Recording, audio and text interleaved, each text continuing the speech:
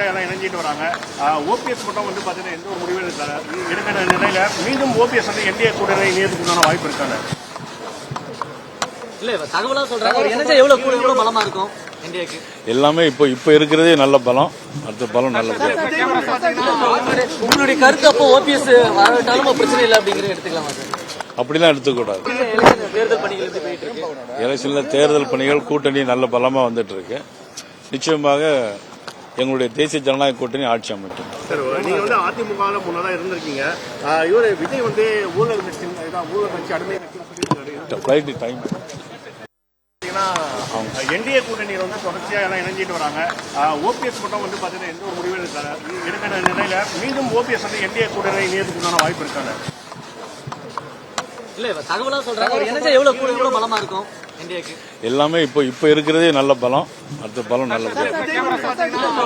உங்களுடைய கருத்து அப்போ ஓபிஎஸ் வரட்டாலும் பிரச்சனை இல்லை அப்படிங்கிற எடுத்துக்கலாமா சார்?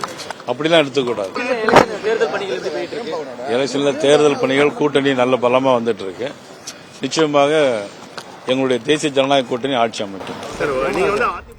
பாஜக மாநில தலைவர் நைனா நாகேந்திரன் செய்தியாளர்களுக்கு பேட்டியளித்தால் அப்போது ஓபிஎஸ் இல்லாமலேயே என்டிஏ பலமாகத்தான் உள்ளது என்று பேசிய காட்சிகளை பார்த்தோம். கூடுதல் விவரங்களை பின்னர் வரும் செய்திகளில் பார்க்கலாம்.